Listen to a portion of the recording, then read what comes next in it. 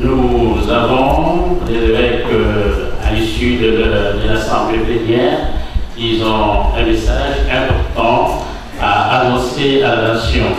Il y aura une question d'éclaircissement, d'approfondissement. C'est le moment de message des évêques, un message percutant qui nous invite à un sursaut patriotique. Il y a d'abord les mots de Monseigneur le Président du JPC Congo, Son Excellence Monseigneur Fidèle Séléné. Alors nous passons. Chers journalistes, veuillez vous rester pour permettre à l'assistance de suivre les différentes interventions. S'il vous plaît, vous pouvez vous asseoir pour ne pas gêner l'assistance. S'il vous plaît, rapidement. Excellence, Monseigneur le Président de la Conférence épiscopale nationale du Congo, Messeigneurs les archevêques et évêques, membres de la SYNCO, distingués invités, mesdames et messieurs. C'est avec joie et reconnaissance que la Commission épiscopale Justice et Paix vous accueille dans cette belle salle des conférences du centre d'accueil Caritas de Kinshasa en vue de procéder au lancement de la campagne de sensibilisation sur l'accord politique global et inclusif de la Saint-Sylvestre 2016. Ce document, pour nous, revêt pour nous une importance capitale. C'est pourquoi nous tenons à ce que le peuple congolais s'en approprie. Son appropriation aidera la population à être mieux informée sur les engagements et les responsabilités des parties prenantes à l'accord de la Saint-Sylvestre 2016. Ceci constitue, à notre avis, un gage nécessaire pour une revendication pacifique de la mise en œuvre intégrale du dit accord. Merci d'avance à tous nos sensibilisateurs. Merci aux pères évêques pour leur soutien et leur présence à cette cérémonie. Sur ce, je passe la parole au chargé des programmes éducation civique et électorale de la Commission épiscopale Justice et Paix, afin qu'il nous présente les différents outils de travail qui seront mis à notre disposition pour une sensibilisation efficace et massive de notre population à travers tous les territoires nationaux. Je vous remercie.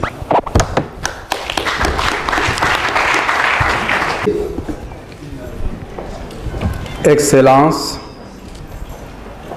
distingués invités, Mesdames et Messieurs les agents de paix, Mesdames et Messieurs,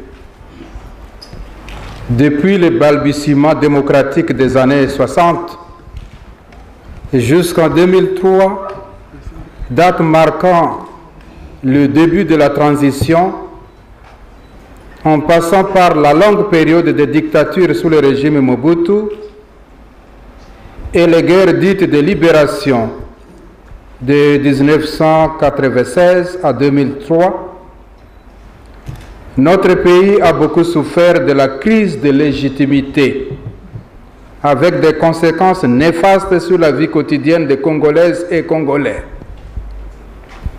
Ces conséquences se sont traduites explicitement par l'instabilité chronique, la misère, la destruction du tissu socio-économique, les massacres, des violations massives des droits humains et le déplacement des populations à l'intérieur comme à l'extérieur du pays. C'est pour mettre fin à une telle situation que les accords de paix ont été signés, dont l'accord global et inclusif endossé à Sun City en avril 2003. Cet accord débouchait sur la période de transition, au cours de laquelle un gouvernement d'union nationale devait être formé, avec, entre autres, mission d'organiser les élections démocratiques qui mettrait fin à la crise de légitimité et ouvrirait ainsi la voie à la construction d'un État de droit.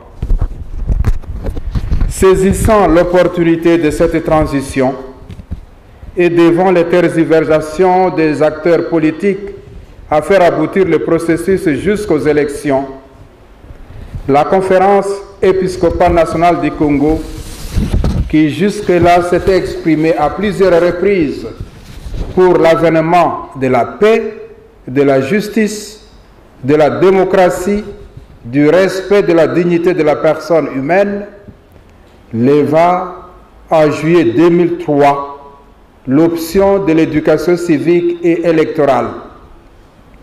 L'objectif de celle-ci était de contribuer à la réussite de la transition par la mobilisation des populations aux élections. Excellences, distingués invités, Mesdames et Messieurs les agents de paix, Mesdames et Messieurs, la tenue des élections démocratiques en 2006 puis en 2011, marquée malgré les contestations et les doutes quant à leur crédibilité, avait ouvert une nouvelle ère pour l'avenir de la RD Congo. Voilà pourquoi l'épiscopat congolais avait encouragé la classe politique à s'inscrire dans le processus de consolidation de la paix et de la démocratie. En outre, la SENCO avait appelé les uns et les autres à respecter la Constitution de la République, surtout dans ses dispositions verrouillées, dont la question de la durée et du nombre de mandats du président de la République. Cette disposition et d'autres qui sont verrouillées dans la Constitution congolaise font la colonne vertébrale du pacte républicain scellé à Sun City. C'est pour cette raison que la situation sociopolitique que nous traversons actuellement doit nous interpeller, car elle marque un grand recul pour notre jeune démocratie.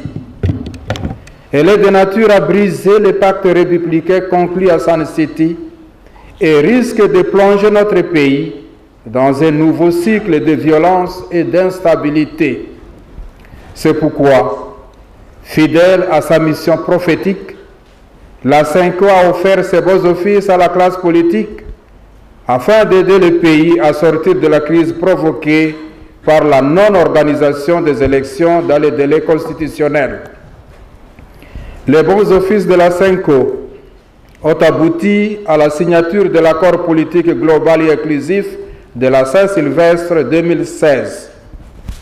Ce document important doit être connu par l'ensemble des citoyens congolais afin qu'ils s'en approprient et en revendiquent la mise en œuvre intégrale.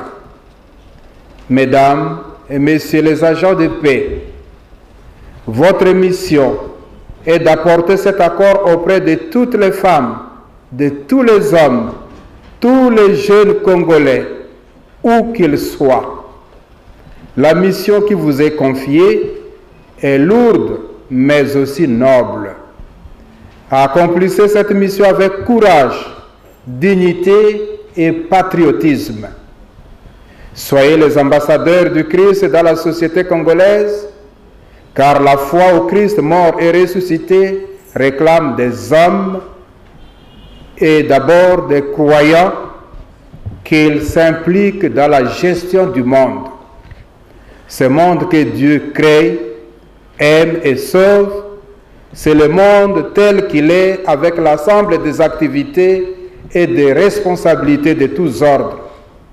Soyez assurés du soutien et de l'accompagnement de vos pères évêques et de toute l'Église famille de Dieu qui est en République démocratique du Congo. Excellences, distingués invités, Mesdames et Messieurs, sur ce, je lance aujourd'hui la campagne de sensibilisation sur l'accord politique global et inclusif de la Saint-Sylvestre 2016. Je vous remercie.